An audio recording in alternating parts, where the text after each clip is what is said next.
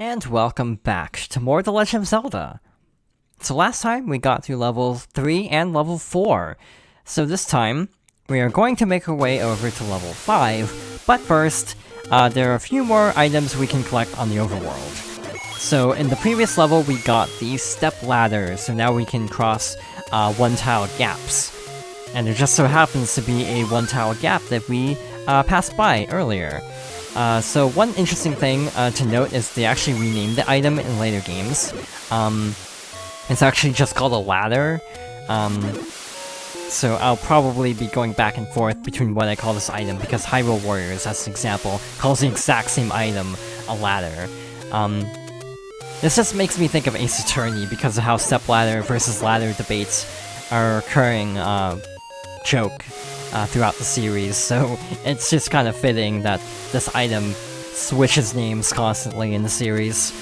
So now we have 12 hearts, so we can get a special item. It happens to be on the left side of the map, so while we're making our way over there, one thing I forgot to mention earlier was that the white sword actually requires 5 hearts to collect.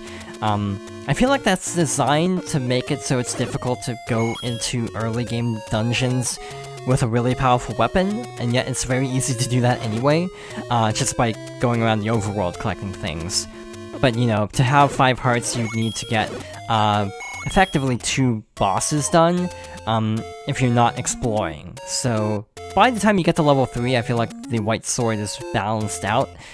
Before that, it feels a little bit overpowered. So yeah, part of me wonders if it was meant to be collected after level 2, for the sake of balancing, but with the option of collecting it sooner if you go out of your way to get hearts. Something else worth noting is that I did look up how to save the game, but first, under this statue here is the power bracelet. So now we can push certain obstacles out of the way. So as we continue heading west, to save the game, because I looked that up off screen, you have to press A and up on the D-pad when the game is paused. The catch is, it has to be done on the second controller. It can't be done on player 1's controller. So that's really specific. Anyway, in here,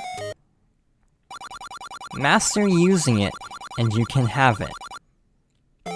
This is the magical sword, so you have to have 12 hearts to get it, but it is extremely powerful compared to the previous swords.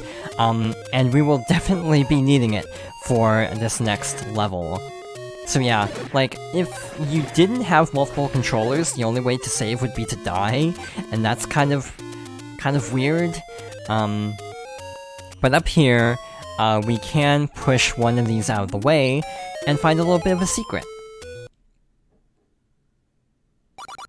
Take any road you want. So these are shortcuts, like warp points, basically. So now we're on the right, or the northeast part of the map, which just so happens to be right by level 5. So this is a bit of a puzzle. You have to just keep going up here. Eventually you will reach level 5. But it is kind of tricky. Like, I wonder how easy it would be to figure this out blind.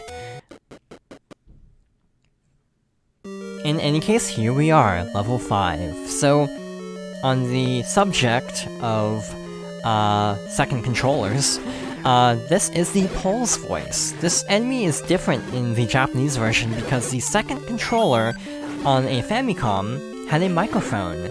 So, Pole's voice are actually weak to sound. This weakness would be brought back in other Zelda games like Phantom Hourglass, actually, which makes sense because the DS has a microphone, but obviously in the international version of this game, they had to take out that weakness because there would be no way to actually use a microphone on a system without one. So yeah, just regular sword attacks. I think arrows also usually work in games where there isn't a microphone. There's a bombable wall there. I should have collected that bomb drop. So we have a bunch of Gibdos. I assume these are Gibdos because they look like mummies. I do like how instantly recognizable even these really early interpretations of characters are. It's really neat being able to be like, oh yeah, that's probably this enemy, because, you know, visually, you know, they haven't really changed a whole lot, despite, you know, obvious technical advancements. So we have a new variant of the Dark Nut. They're blue-colored now, and thus take more damage, and also probably deal more damage. But with the magical sword, they go down to hits. This is why it's really good to have this going into this dungeon.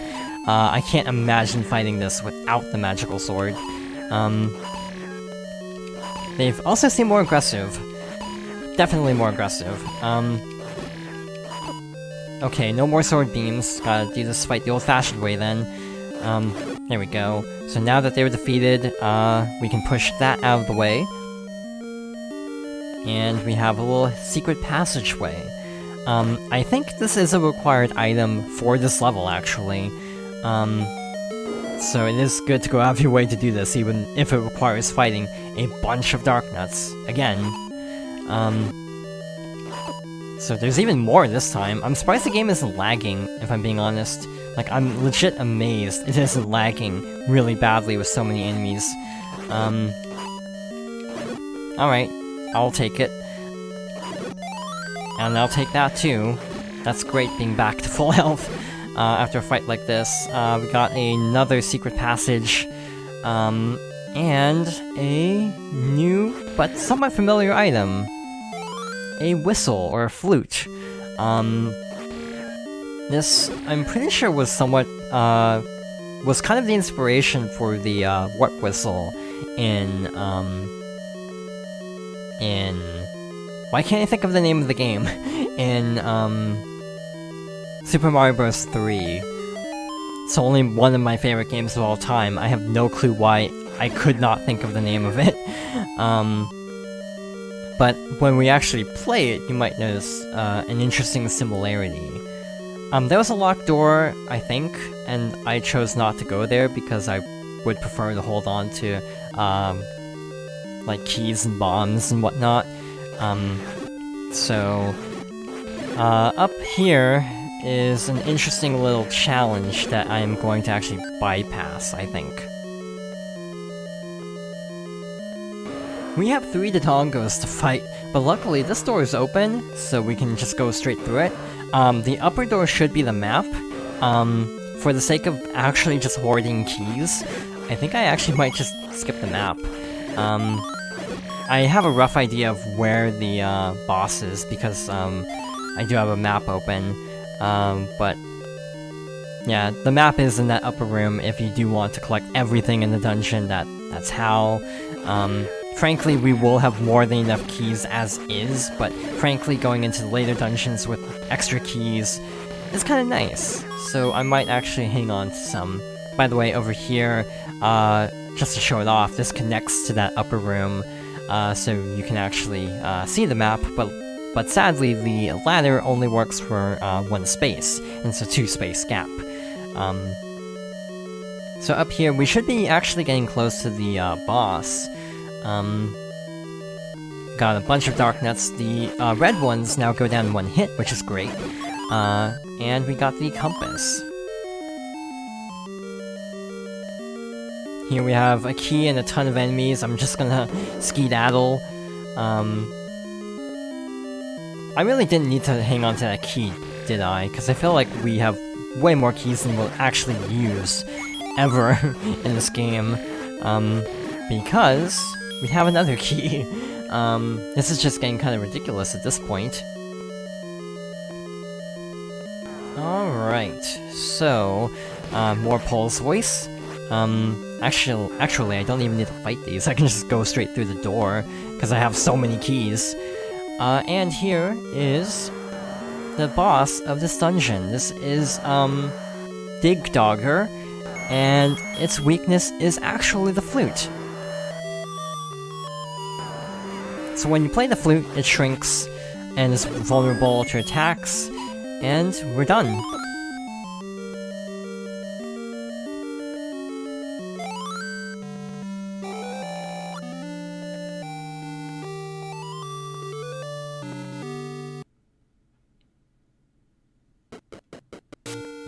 with that, we should only have 3 more dungeons to go. 3 more main dungeons, I should say. So next stop should actually be where we started out, basically, near the graveyard. So I'm going to make my way back to the warp point. Is this also a maze? Am I just stuck here? Yeah, I think this is also a maze. I don't know how to get back to the warp point, unfortunately. Except, now that we have the whistle...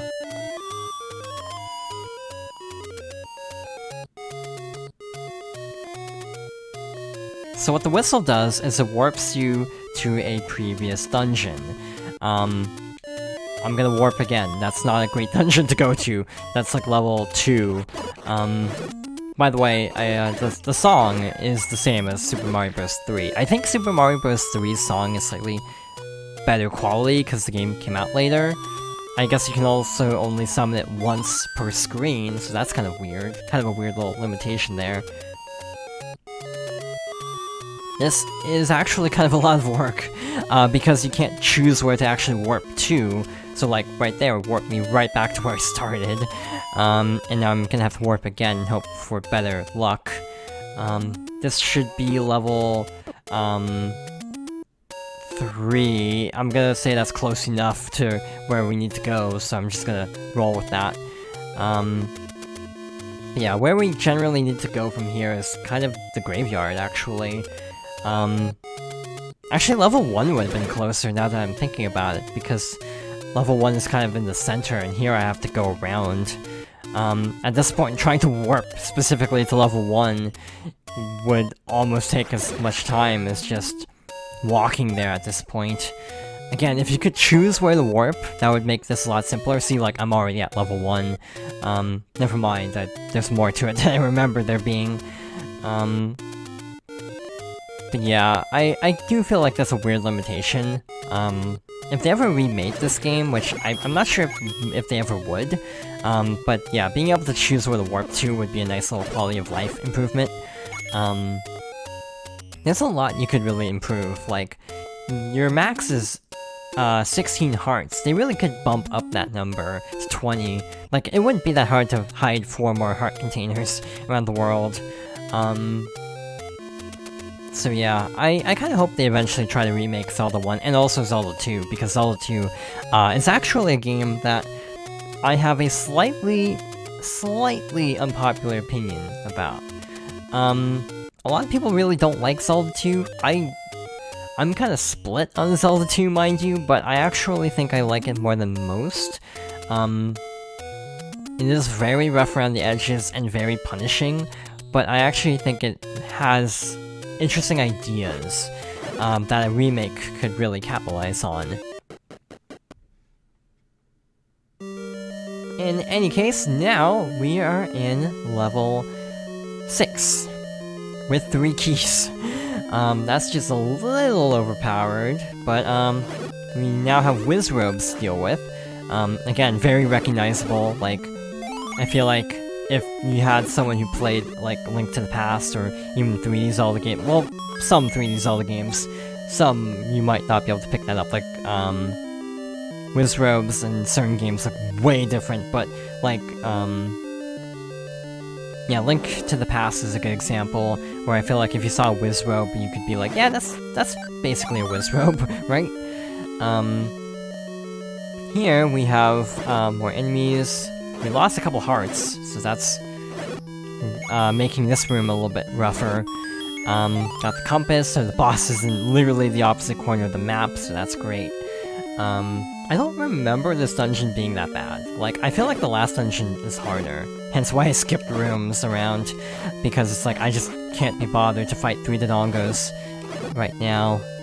Sorry, map, you're not that worthwhile, considering I can just easily look up a map online.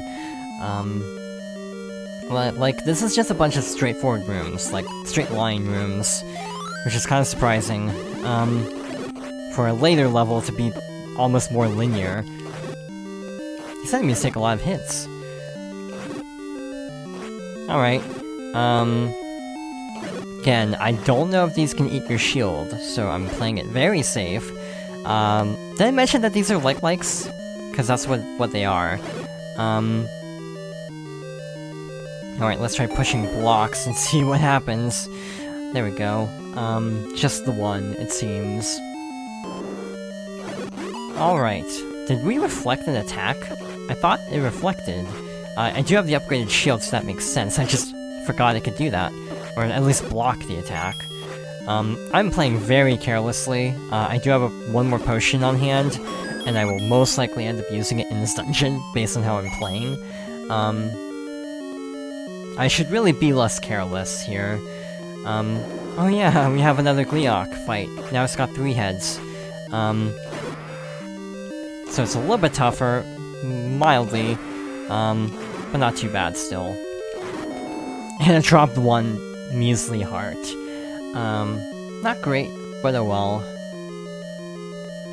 Alright, so we only have 4 keys. I think we can spare one here.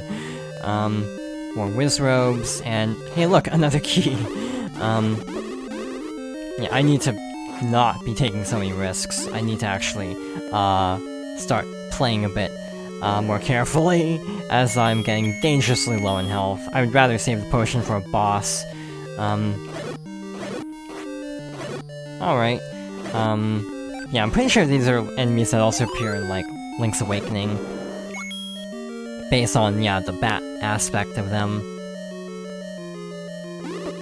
Oh wow, just walk right into an enemy, cool. Yeah, that's definitely time to try to heal. I could do with a better sound effect if they ever remake this game, for real, like, also charging up a little bit faster. This is like Gen 4 Pokemon levels of slow charge up speed for, healing. I grew up with Gen 4, that was my first Pokemon, so I am actually not as bothered by how slow the game is as some people. But yeah, I will fully admit that Gen 4 is pretty slow. Also why I feel like that game could do with a remake. Down here is a little hidden passageway. I'm not even sure where this goes, actually. We are actually really close to the boss now. So that's neat. I also don't know where the item is for the dungeon, so that's kind of worrying me a little bit. Like, when are we gonna get the dungeon item? Probably soon, because there's not that much dungeon left. This room looks like it sucks. Let's just duck down here and see if it's any better. Probably not going to be. Yeah, it's not that much better. So I think we're about ready to call it as soon as I get through this encounter. And then we'll finish off this dungeon, most likely start and probably get through most of level 7 next time. Cool, bombs. I'm already maxed out though. So yeah, we're gonna hopefully figure out where the dungeon item is and locate the boss as well. So, thank you for watching, and I hope you'll join me next time for more. This is The Legend of Zelda. I almost said Zelda 1. But yeah, The Legend of Zelda.